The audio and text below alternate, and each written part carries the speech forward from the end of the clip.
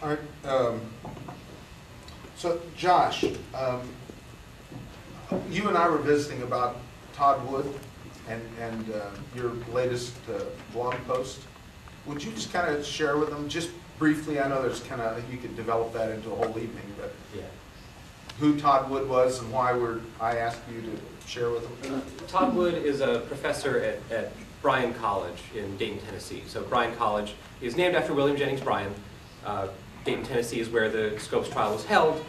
It's named in his honor because he died a few days after the trial ended. And it sort of aims to carry on this young earth creationist and broadly fundamentalist tradition. And Todd Wood is a young earth creationist. He believes the earth is 6,000 years old. He believes that life was created, not in exactly its present form, but in the orchard model that I had up there up on the screen before. And his professional work, he goes to evolution meetings, he hangs out with real scientists, and he had a post on his blog a while back where he was saying, yeah, you know, there are people out there who are saying that evolution is a theory in crisis. They want to teach their students that, no, this is wrong.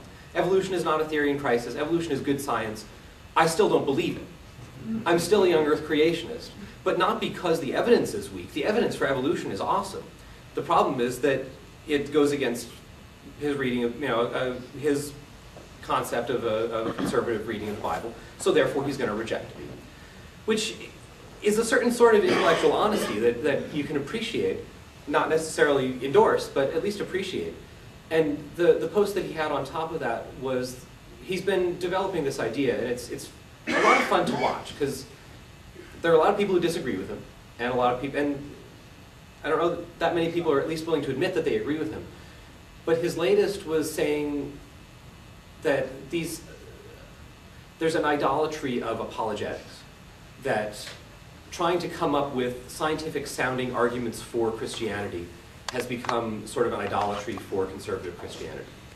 Which, I mean, that rings true to me, certainly as an outsider, and it's interesting to hear someone from within the church, within that tradition, saying that same thing. And saying we should be defending, if we're going to defend Christianity, it should be defended on its merits as a faith-based position, and not as something that's an inference from scientific knowledge. I don't know if that's better or worse than other sorts of things, but it's certainly a different perspective than what you hear from the science critics. Because he's saying, if you're going to teach a class about biology, teach evolution, because that's where the best science is.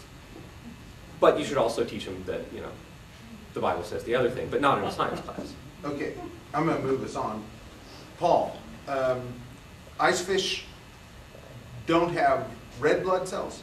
Yeah, that's right. So what do they have? Well, what there is there's a whole complex of adaptations that happened in these fish as the Antarctic continent drifted away from South America and the waters got colder. And they've lost the ability to, as I recollect, lost the ability to produce red blood cells because red blood cells make the blood more viscous, more difficult to pump under very cold conditions. And so what they actually do is they have a whole series of other adaptations, for example, larger capillaries, that allows them to pump blood more rapidly. So they don't get as much oxygen at any given instant to their tissue, but their tissues are always getting fresh blood that's at least oxygenated to the level of seawater. So it's really quite an interesting set of adaptations. You might consult Sean Carroll's book, again, Making of the Fittest, for the details. David, would you say groups such as AU and Kansas Citizens for Science should find radical religious right groups that agree with us within limits on issues and try to work together? You were talking about the meld between the SEC and the radical religious right, and why it might be good to split them, but how it's difficult to split them. But one of the things you said that kept them together was that they had certain things in common that they were willing to work together for, even if they didn't agree on theory. So instead of fighting them on every issue, would it be good for groups such as ours to try to identify commonalities and try to split those two up that way? I don't immediately see ways for Kansas Citizens for Science to do that, but I do see ways for the progressive movement as a whole to do that. You can think about some fundamentalist churches that are really getting interested in environmentalism, as an example. It tends to split them apart from the radical religious right movement. Some fundamentalist churches are more and more concerned about the basically materialist approach of radical right politics, and it makes them upset. And progressives can deal with that, and progressives understand materialism. We can talk to them on those kind of issues. But I don't immediately see what Kansas Citizens for Science can do. There's also a growing pro-evolution evangelical movement, which is certainly something to, you know, I see there's a lot of value in building political alliances there, and that's a sort of theistic evolutionism more than I was trapped by my old language. It's obviously very important to find religious outlaws. There are an awful lot of mainstream religious people and people who use all those different labels I mentioned to believe in evolution. Work with them, find them. Is the mainstream coalition still active? Yes. Isn't that similar to what you talked about? Yeah, it is. In fact, some discussions came up in mainstream coalition, and I was just asking David his opinion on whether he thought that could apply to the organization sponsoring tonight. Well, it definitely does apply if we're thinking religion as opposed to thinking radical right. When I said radical right, and I'm thinking of a specific group of people, it's hard to see how to apply to them. Yeah. Josh, why do you feel it's so important for students to learn about evolution, especially under the age of 18?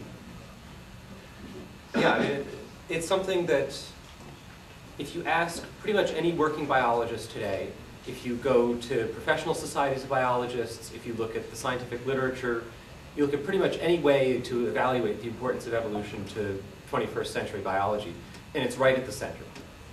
And you can go back to the 60s and Dobzhansky saying that nothing in biology makes sense except in the light of evolution.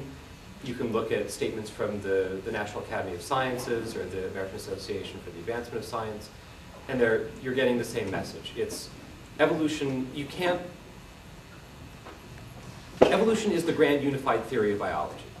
Physicists don't have a grand unified theory. They're working toward it. They'll get there one day, but we've got one. And once we've got one for physics, you're not going to say, well, you know, we shouldn't teach that in science classes. You put that right up there at the front because it explains everything else. It makes it easier to learn. It makes it easier to get new information, to go out in the world and understand. There are flu vaccines. What do you do about them? How do you understand a pandemic? Not as a scientist, not because you want to train. And I was talking to a group of teachers over the summer, and I asked, how many of you think that one of your students in your career is going to go on and become a PhD biologist? And you know, maybe one hand goes up. How many of you think one of your students is going to be a doctor? A couple hands go up.